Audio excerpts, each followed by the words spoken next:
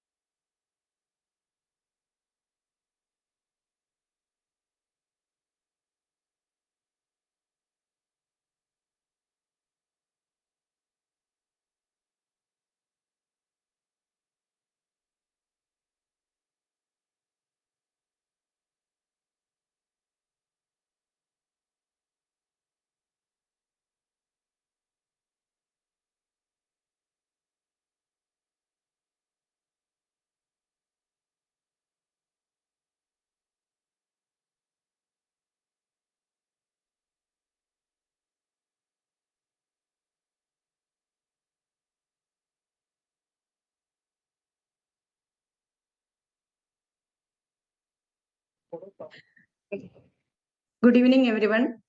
I'm Jolie Reggie from USO, and it is my honor to welcome to all the students and teachers for joining us for webinar 2 of Biosphere Reserve Champions 2026, organized by USO in collaboration with UNESCO New Delhi. We are also honored to welcome our esteemed speaker and officials from UNESCO. Thank you for joining us being part of this learning journey. Today, we are excited to explore India's UNESCO World Heritage Sites and learn more about the incredible cultural and natural heritage that makes our country unique.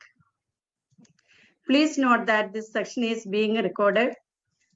Let me briefly introduce Biosphere Reserve Champion 2026. BRC 2026 is a national initiative that encourages students to explore UNESCO Biosphere Reserves and World Heritage Sites using AI and digital tools. The program promotes awareness of biodiversity, conservation, sustainability, and heritage while encouraging students to think creatively and develop solutions to real-world challenges. Through BRC 2026, we aim to inspire students to become responsible and environmentally conscious global citizens. Why is this program important?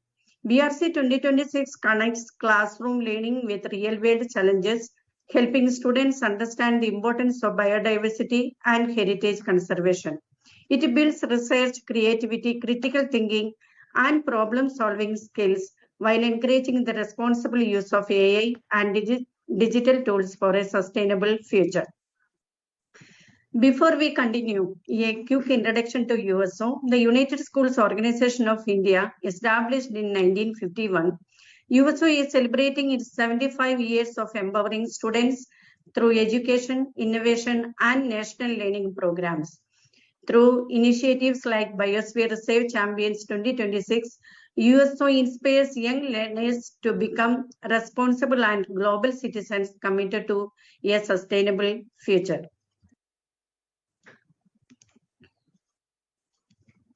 Let me briefly introduce UNESCO, the United Nations Educational, Scientific, and Cultural Organization. UNESCO works to promote peace and international cooperation through education, science, and culture. It also supports the UN Sustainable Development Goals and the 2030 Agenda for a better and more sustainable future. Through its work in education, science, culture, and heritage conservation, UNESCO plays an important role in protecting our shared natural and cultural heritage. USO and UNESCO New Delhi share a strong partnership focused on education, sustainability, and empowering young learners. Through Biosphere Reserve Champions, we encourage students to explore, innovate, and take action for biodiversity and heritage conservation. Together, we inspire responsible young citizens for a sustainable future. Now, let's take a quick look at Biosphere Reserve Champions. BRC 2026 under Students 360-degree offers students a hand-on opportunity to explore UNESCO Biosphere Reserves and World Heritage Sites using AI and digital tools. This program encourages students to research, innovate, and develop ideas for conservation and sustainability. A key focus of BRC 2026 is its alignment with the UN Sustainable Development Goals. Students will explore SDG 6, SDG 11, SDG 12, SDG 13, and SDG 15, connecting their ideas and actions to conservation, sustainability, and a resilient future. BRC 2026 is a national competition for students of classes from 6 to 12 across India. Students can participate in two categories, UNESCO Biosphere Reserves and second is UNESCO World Heritage Sites. The competition encourages creativity, innovation, and original ideas, giving students a platform to become young change makers. Let's take a quick look at the 3 phases journey of BRC 2026. Phase 1 is Discover, Explore UNESCO Biosphere Reserves. their biodiversity, ecosystem, and communities. Phase 2 is investigate. Research key challenges and explore how AI and digital tools can support innovate solutions. Phase 3 is present. Present your ideas, findings, and solutions, showcasing creativity and critical thinking. The journey is simple: discover, investigate, and present. Phase 1 discover takes place from August 11 to 13. Students will explore India's UNESCO Biosphere Reserves, discovering their biodiversity, ecosystem, and conservation importance. Explore, learn, and discover. Please see the overview of Phase 1. Phase 1 is about discovering and learning. Students will join 3 expert-led webinars on UNESCO, designated sites, conservation, and the use of AI for research and innovation. Listen, ask, explore, and stay curious. Let's take a quick look at the 3 phases. 1 webinars, all at 4 p.m. Yesterday already held is the UNESCO Biosphere webinar, UNESCO Biosphere Reserves, and second webinar is today. It will be held UNESCO World Heritage as the topic is. Third one is AI for biodiversity and heritage conservation. Together, these sessions will help students learn, explore, and discover how AI can support conservation and sustainability. Now, may I request Ms. Neena Jain, Secretary General of USO, to say about few words about today's topic and introduce our esteemed speaker. Ms. Neena. Thank you, Jolly ma'am, for that wonderful introduction. I think it's a great refresher to everyone who's joining us, and they must have received a good overview on what the Biosphere Reserve Champions program is all about this time. So good evening to everybody who is joining us online, all the students and the teachers. You're back from school, another long day, and of course, another very interesting webinar series. This is our second webinar in the series of 3. So we are bang in the middle, and tomorrow, of course, will be followed by another webinar. And today's webinar topic is very, very interesting because it is going to teach us and help us increase awareness on India's UNESCO World Heritage Sites. So we have plenty of those here in India, and today we are going to learn so much about it. This is a very interesting topic also because it helps us take pride in our country, which is very, very important. Some of these sites might be those that you may have come across on social media, or you may have seen a postcard of it somewhere, but now it'll help you tie things in together as to what that site was. Also, if there are, since we have schools from all over the country, if there are schools that, or if you're living in a place where the World Heritage Site is close by, please do visit it. The vibes of a place, especially with World Heritage Sites of such nature, is not just educational, but it also transformational. You will see what is the history behind it. We get to learn a lot, and we get to see how our ancestors lived. So without further ado, I think I've spoken too much already. Jolly ma'am, next slide, please. We are very, very honored to have with us Miss Sneha Borate, who is the Senior Project Assistant of the Culture Sector at UNESCO here in New Delhi. And she's joining us for the first time. We are truly thrilled about her wonderful presentation, which I think we will, of course, save and revisit multiple times. She is the Program and Communications Professional in the Natural Sciences sector. I think, Jolly ma'am, perhaps this introduction is needs to be updated. Anyway, so let me tell you about Ms. Sneha, who is a Senior Project Assistant here at the Culture Sector in UNESCO. And she is joining us. Sneha, ma'am, are you online? Hello? Yes, I'm here. Yes. Thank you so much. Thank you. Yes, hello everybody. I'm Sneha. I'm a conservation architect and I practice heritage management, conservation, and I look at World Heritage and management and other UNESCO cultural conventions. So that is a very brief introduction of mine. And if we're going to look at what World Heritage is and what exactly started it and how do we look at it, how to value it, we'll try and understand that in a very simple language today. And I wouldn't want to take more time of the students here, and probably I'll start with my presentation if that's okay, Neena ji. Absolutely. Absolutely. The floor is all yours.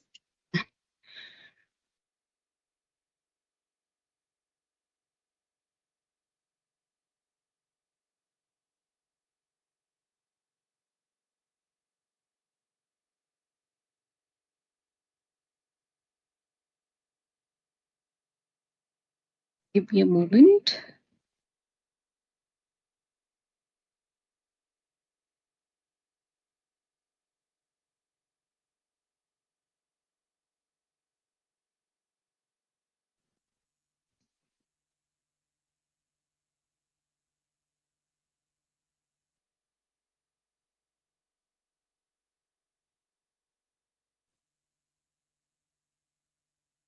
Perfect. Is my screen visible and am I audible?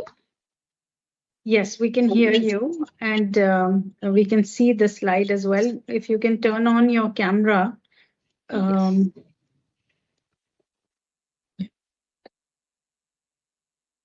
Am I visible now and audible? Yes. Yes. Perfect. And the screen is visible. Yes. Perfect. All right. So we are going to dive into UNESCO designated World Heritage sites in India, but we'll also look at the context of the World Heritage, how it came up. So we understand it completely from how it started to where we are today. We are going to look at a very short video next, just to give a very brief idea about, how everything started and where we are today. Let's look at it. In order to learn from the devastation and destruction of the two world wars, to promote understanding between peoples, and to secure peace, UNESCO was founded in 1945 as the educational, scientific, and cultural organization of the UN. A remarkable event strengthened further international cooperation. Following the construction of a dam in the 1960s, the ancient temples of Abu Simbel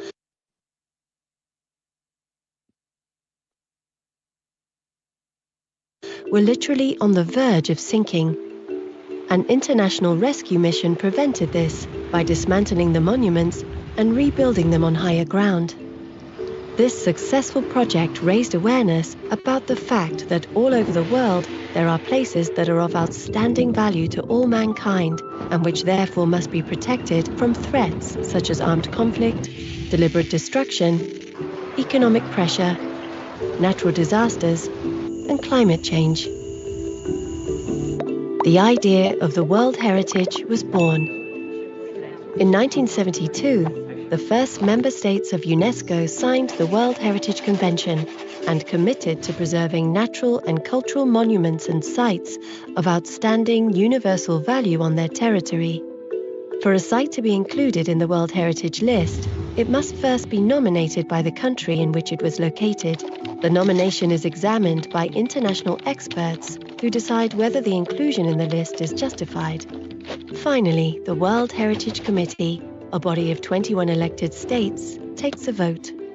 World Heritage Sites shows the diversity of cultures and natural phenomena that are tangible evidence of the bond between human beings and nature. The UNESCO World Heritage contributes to the preservation of these remarkable places and to promoting cultural exchange, dialogue, and peace in a sustainable way.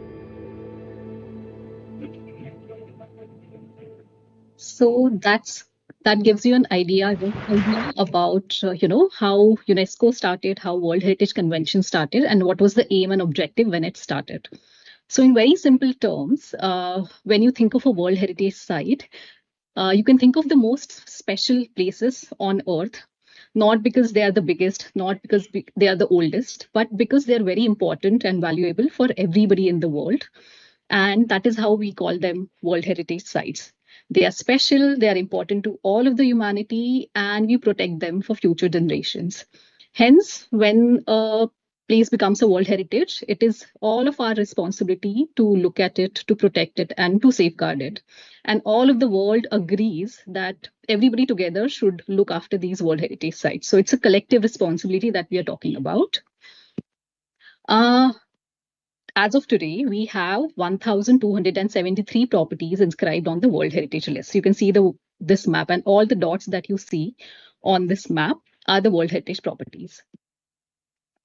You have pyramids on them, you have Colosseum, you have monuments on them, you have forests, you have mountains, you have walls, bridges, deserts, all kind of. There are different typologies and categories of World Heritage sites that can be inscribed, and the diversity. You can explore the diversity on the World Heritage website of all of these more than 1,000 sites that are inscribed on the World Heritage List as of now. For India, in India, as of today, we have 45 properties inscribed on the World Heritage List. Again, the dots that you see, these are all the World Heritage sites that we have. And if you have been listening to news and are updated from the social media, then you must have seen and read that the Sarnath became India's 45th UNESCO World Heritage Site just 2 weeks ago. Sarnath is located in near Varanasi in Uttar Pradesh, and it is a Buddhist site. And I think it is a great pride for our country to have this 45th site inscribed on the World Heritage List. And I think it would be nice if we can listen to, how it was inscribed and why it was exactly inscribed, and how it is a great moment of pride for our country. I therefore declare draft decision for the ACAM AB.17 adopted.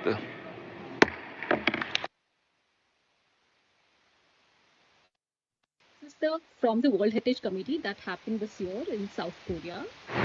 Thank you very much, Excellencies, dear colleagues. Let me congratulate India on behalf of the entire committee for the inscription of this property. India, you have the floor for a brief 2-minute statement. Thank you. Thank you, Mr. Chair. I greet everyone with the Buddhist chant, Bodham Sharanam Gacchami. India thanks all stakeholders of the World Heritage Convention for the inscription of the ancient Buddhist site at Sarnath, Varanasi on the World Heritage List under Agenda Item 48 COM 8B.17. We thank Honorable Prime Minister of India, Shri Narendra Modi, Culture Minister, Shri Gajendra Singh Shekhawat, officers of the Archaeological Survey of India and the state of Uttar Pradesh. Sarnath is where over 2,500 years ago, Sakya Buddha delivered his first sermon, the Dhammacakka Pavattana Sutta, which means setting in motion the wheel of Dharma, in which he taught the middle path, the Four Noble Truths, and the Noble Eightfold Path. Sarnath is one of the 4 cardinal sites of Buddhist pilgrimage alongside Lumbini, Bodh Gaya, and Kushinagar. Sarnath's monuments, the Dhammak Stupa, the Ashokan pillar with its 4 lions, now part of India's national emblem, and the ruins of ancient monasteries bear testimony to 2 millennia of architectural and spiritual evolution across the Mauryan, Gupta, and subsequent periods. Sarnath remains a site of reflection for over 500 million Buddhists worldwide and inspires the youth to seek truth, embrace non-violence, pursue mindful living, and become responsible global citizens committed to inclusive social transformation that resonates deeply with India and UNESCO's own mission of building peace. This inscription is a recognition not only of Sarnath's outstanding universal value, but of the shared civilizational heritage that connects India and the wider Buddhist world across Asia and beyond. Thank you, and Bharat Mata Ki Jai. So this is the moment where all of the world who was present for this committee agreed that Sarnath from India deserves a place on World Heritage List, and now it has become. Okay, thank you again. Congratulations again to India. These are the 45 sites that we have on the list. There are 37 cultural sites, there are 7 natural sites, and there is a 1 mixed site. We'll look at what cultural, natural, and mixed categories mean. So in cultural properties, you basically have built heritage, monuments, forts, temples, churches, bridges, everything that is looked at from point of view of architecture, planning, design. Natural World Heritage sites are our forests, biodiversity parks, our deserts, lakes, water bodies, etc. And mixed sites are where we have both culture and nature together interacting as one thing. Now, how does a place becomes a World Heritage Site? We saw a little bit of this in the video in the start of the presentation, but in very simple terms, basically the countries, or in our case, India says that, okay, we have this one site or one place which is very special and it is very valuable. So the experts study it, they prepare a nomination dossier, which is kind of a submission that we do to the UNESCO. UNESCO checks whether everything important and everything about the site is documented. They evaluate the site, how valuable it is, how important it is for the whole humanity and the world. And if all requirements are met, it becomes a World Heritage Site, as simple as that. And you might have seen these signs that you see in the pictures here. Those are the logos of World Heritage Sites, and you see them on the sites which are inscribed on the list. So there are 10 ways in which UNESCO decides how the site is special, or especially why the site is special. And these 10 ways are basically 10 criteria. They are written in a very technical terms here, but I'll try and explain it in very simple language. So there are 6 criteria for cultural properties. There are 4 criteria for natural properties. And for mixed properties, we can have mix from either culture or natural criteria together. Any site has to meet only one criteria out of this 10 to be put on the World Heritage List. In simple terms, for example, the first criteria here talks about a masterpiece which is created by people. For example, Rani Ki Vav, which is located in Gujarat, is inscribed on the World Heritage List for this particular criteria. Another very famous example is Taj Mahal, which is inscribed on the World Heritage List for this particular criteria. The second criteria talks about sites which show cultural influences of different cultures from all around the world. And Churches and Convents of Goa is one of the many properties which is inscribed from India for this particular criteria amongst the other criterias. The third criteria talks about sites which tell the story of the civilization, and nothing more perfect than Dholavira and Harappan site, which is inscribed on the World Heritage List under this criteria. For criteria 4, we have outstanding examples of architecture, engineering, building, something like Qutub Minar and other monuments in the Qutub complex in Delhi. Fifth criteria talks about, how settlements developed, how people lived with nature and their surroundings sustainably, and how the culture developed in larger scales. So, for example, the rock shelters of Bhimbetka, which are, one of our earliest sites in the country, and very important one from that point of view, is inscribed under this criteria. Criteria 6 talks about living traditions, intangible heritage, events, and important beliefs related to sites, and which are attached and related to the built heritage, but also are intangible in nature. Like you can see them, and these involves like for example, prayers, performances, any art forms, crafts, etc. For example, Mahabodhi Temple Complex at Bodh Gaya is inscribed under this criteria along with other criteria. Criteria 7 talks about exceptional natural beauty, and Nanda Devi and Valley of Flowers National Park is inscribed under this particular criteria. You have snow-peaked mountains, you have glaciers, you have flowers, and this site exceptionally justifies this criteria very well. Criteria 8 is something that we don't have. We don't have a site inscribed on this criteria as of now, but Great Barrier Reef in Australia is one of the most talked about and famous World Heritage site, which basically the criteria talks about sites which show Earth's history.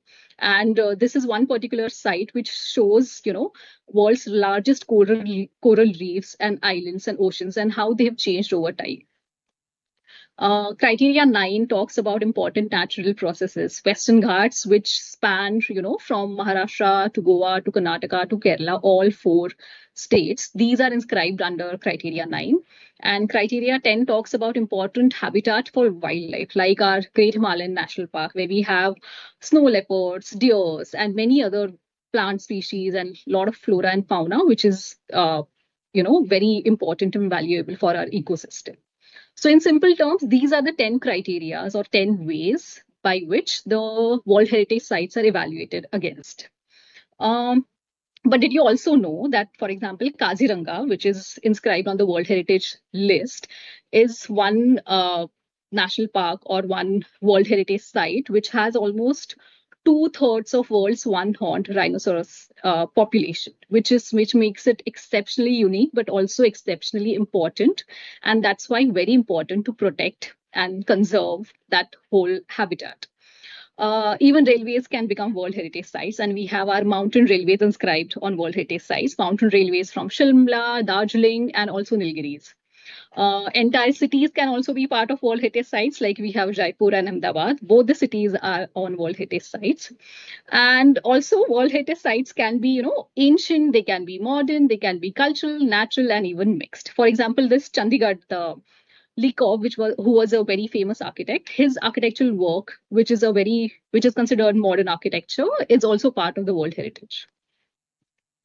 But did you also know that once damaged, it is very difficult to replace these World Heritage resources that we are talking about? And it is called World Heritage because it belongs to all the humanity. And even though each site is managed by its own country, it belongs to the whole humanity. So the responsibility is on all of us. And it is not only the job of archaeologists or scientists or engineers or architects to do it, but it's all of us who have to take this responsibility. And very simple actions, like not littering, not writing on the walls, respecting wildlife really helps protect these World Heritage Sites. Yes, so World Heritage Site isn't protected simply because it is on the list. It is put on the list because it is valuable for the whole humanity, but it needs a continuous care, good management, and people who understand its value. Every World Heritage Site faces challenges. For example, you see this Notre Dame Cathedral, which caught fire. You have terrorist and terrorism affecting a lot of cultural sites in Afghanistan. You have war going on between Russia and Ukraine, which are damaging cultural sites on both the parts. You have earthquake, which happened in Kathmandu, Nepal, a few years ago, which has damaged 2 of the very important World Heritage Sites of Nepal. Apart from that, we have flooding, traffic, and obviously the graffiti on the wall, which continues to damage and destroy our heritage every day. We have overcrowding at our monuments and World Heritage Sites. We have extreme pollution, which also damage our World Heritage Sites. And we have tremendous plastic waste and other kind of waste in and around our World Heritage Sites because we lack the responsibility that needs to be there to take care of these sites. And then there are some incidences where some people purposely damage World Heritage Sites. This is one example from Hampi, where a group of people tried to break down some of the oldest mandapas that exist in Hampi World Heritage Site. Apart from that, we have many other threats that we see in the World Heritage Site. These are architectural or structural. For example, you see water seepage always there. You see things breaking off. You see, for example, the images that you see on the right-hand side, all of them are from Taj Mahal, and we always hear that Taj Mahal is getting affected because of the pollution. So these are some of the things why they say the Taj is turning green is because of the pollution, combination of pollution, overcrowding, the insects, everything together affecting the surface of the marble that is being used in this monument. You have cracks appearing, you have vegetation growing out of the monuments, you have half-broken monuments, people steal things from the monuments. There are so many things and there are so many ways in which these World Heritage sites need to be monitored. Natural sites are particularly more vulnerable because you have, as opposed to cultural sites, which also have living heritage part of it, but natural sites have flora and fauna part of it. You have flooding happening in Assam currently, which is also affecting a lot of its heritage. You have poaching happening in some of the protected areas where some of the very endangered species are at threat of human poaching. You have bridges and roads built right in the middle of the forest, and that is how a lot of animals, while crossing these roads, get killed in that because of such development, which does not take consideration of the environment around it. You have wildfires happening. You have deforestation to have, in order to have development of some sort. You have coral reefs that you see in this picture, completely changed its color over the time because of the climate change and because the temperature of the oceans have been increasing. You see this turtle dead on one of the World Heritage sites where, because it is dead, because it is completely engulfed and trapped in one of the plastic waste that has been thrown on the seaside. You see loss of mangroves, because of which obviously we have more and more floods, and it really makes our sea line vulnerable. You have mining happening at some of our World Heritage sites. All of this together really make our sites really weak and vulnerable. And this is not only from the point of view of history or something else, but also from the point of view of sustainable living, and just to make this earth more healthier. All of this is very important, and all of this, it is important to have this in check. How can this technology help us to protect our World Heritage sites in some way? For example, technology and AI really helps a lot in terms of looking at data, monitoring data, segregating data. So they can help us documenting heritage. They can help us monitor and record sites in detail. They can help us detect problems like, oh, this crack has developed, this damage has happened, and they can predict changes early. They can monitor natural heritage sites, like they can track forests, wildlife, ecosystems, especially with the satellite images. They can help in protection and restoration of buildings and monuments. And one of the most important part, they can connect people with heritage. Technology makes it very easy to make heritage accessible to everyone who is, even if they are with their phone. That helps, just to make people aware with the correct interpretation and outreach. Some of the places where AI and technology is being used to conserve and protect some of the World Heritage sites. For example, this particular organization in France has been working in some of the conflict areas, which are also on the World Heritage site in Syria and Libya. So what they have done is they have used these drones to capture a lot of photographs of all of the cities, which are either have been damaged during the war and the conflict. So they have used drones to capture thousands of photos of these cities. They have used AI and photogrammetry to convert these photographs into a 3D digital model of the whole city. And that model is so accurate. I think it's very specific, up to 2 centimeters or something like that.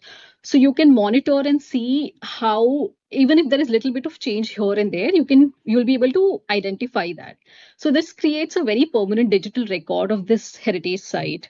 It also helps expert monitor changes and damage over the time.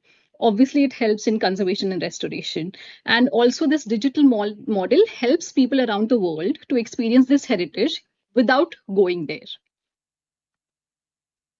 Again, Great Barrier Reef in Australia. So they've been using this AI to identify best places to grow young corals. The robotic system that they have in place, it finds out places where coral seeding devices can actually place the seeds to grow the corals, and the GPS records exactly locations, so people and the scientists can monitor these locations when corals are growing. So all of these technologies together obviously help restore damaged coral reefs. They also help seed newer ones. They allow for conservation and obviously supports in the conservation of the larger World Heritage sites in that way. Google Arts and Culture also has been working with digital technology and AI, especially from the point of view of interpretation. So they have used 3D scanning at Elephanta Caves in Mumbai.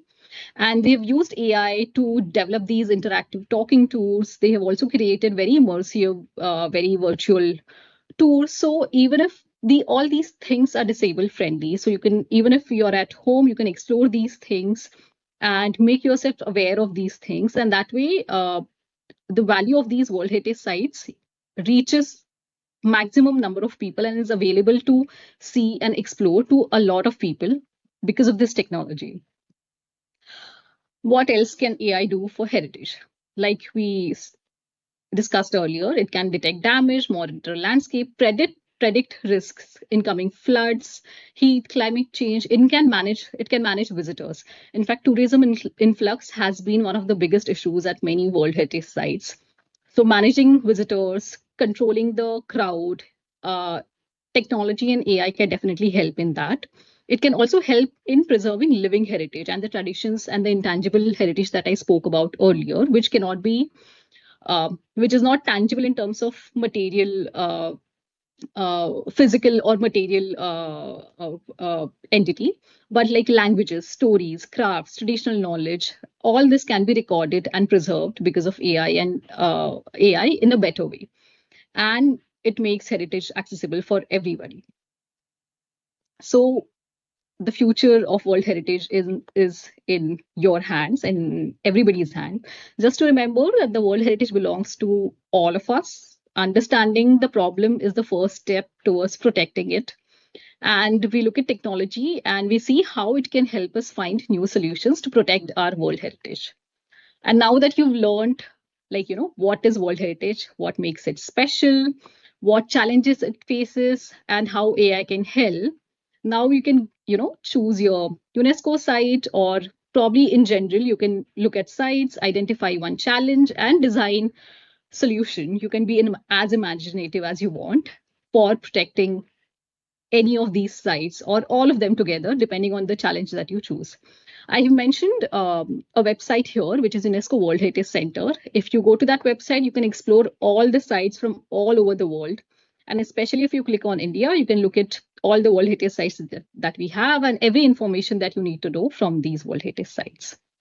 And I wish you all the best and thank you for your attention.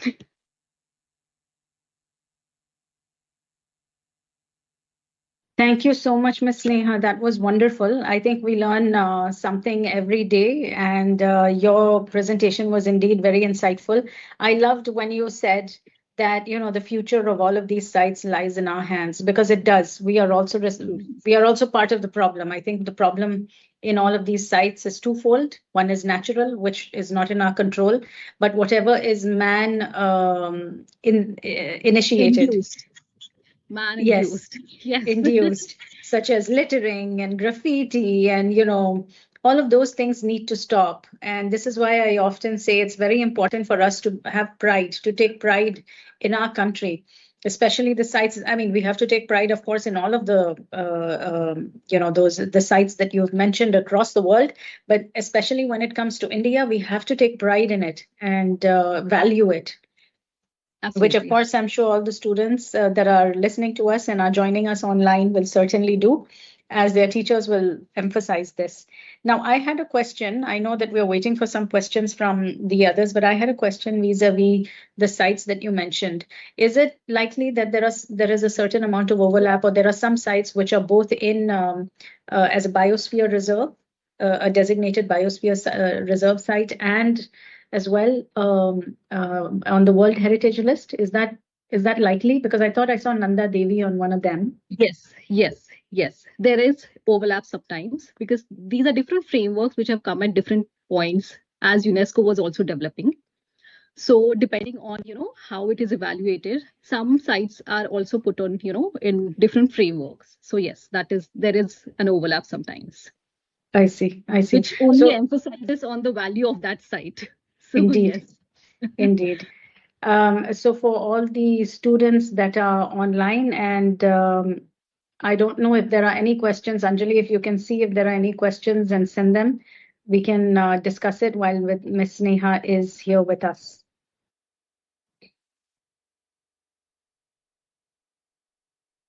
There were some questions that we had vis-a-vis the competition, and I think those we'll address tomorrow for all the school students who are joining us. Details of what the competition is going to be, and what we need to do, not do, all of those we can definitely look at tomorrow once we've concluded all the 3 webinars. So if there are no more questions, then Ms. Sneha, I'd like to thank you so much for your time, for making the effort. I know putting a presentation is not the easiest thing to do, and especially because you had to make it to the audience that you did. So it was hard. It's hard to put everything together in such a short time frame. But thank you very much for doing that. It was very interactive and it was very interesting. For all those who are joining us through YouTube, just to tell you once again, Ms. Sneha is a conservation architect and a World Heritage professional, and she is in the culture sector at UNESCO New Delhi. For the uninitiated, UNESCO, the full form is United Nations Educational, Scientific and Cultural Organization. So we covered science yesterday with Dr. Benno and Ms. Shrishti, and today we covered culture, which is with Ms. Sneha. She has over 12 years of experience in architectural conservation, heritage management, World Heritage, and UNESCO's cultural programs. And over the course of her career, she has worked at a grassroots level across several states with state governments, the Government of India, and several other national and international organizations. As you can tell from her presentation, she is extremely passionate about heritage education for children and community-centered approaches to heritage conservation and management. So thank you once again, Ms. Sneha, for making the time for us. And if there are any questions that come in thereafter, we shall definitely forward those to you. Absolutely. I would be very interested, and any questions come, and in any way, if I can help, absolutely, I'm there. Thank you so much. Thank you very much. Thank you. Now, moving along, I think all the schools have already received the learning resources yesterday, which are Pockets of Hope by UNESCO and Pockets of Hope Biosphere Reserves in South and Central Asia by Dr. Neha. Today, once we conclude the webinar, soft copies of 2 publications will again be shared with you. These are related to the presentation that we just had and will be on the topic of World Heritage Sites. The 2 publications are UNESCO publication, Our World Heritage, and soft copy again of the UNESCO World Heritage Today and Tomorrow with Young People. These 2 soft copies will be sent to you via email, so these can be used as learning resources. Teachers may please feel free to share them with the students. In terms of next steps, the next thing that we have to do is to be here at 4 p.m. for the presentation tomorrow, for the webinar tomorrow. And tomorrow's webinar is the one that is going to be very interesting because it will bring the biosphere reserves and the World Heritage Sites and tell you how AI can be used in order to facilitate this. Once you attend tomorrow's webinar, it will clarify any doubts that you have as to what the challenge is all about. So please join us tomorrow at 4 p.m. Meeting link shall be shared with you tomorrow in the morning to avoid confusion. And thereafter, all the students can join us online through YouTube. And with that, thank you very, very much. Jolly ma'am, you're online. So I hand that over to you for all. Please do subscribe to our YouTube channel. That helps us greatly in order to, so you will be kept updated as to when the new videos are posted. But apart from that, have a great evening. I now hand it back to Jolly ma'am. Thank you so much, Ms. Neena. Thank you so much for the wonderful session, Ms. Sneha. And thank you for joining all the teachers and students today. Please join us tomorrow at 4 p.m. Have a great good evening. Thank you.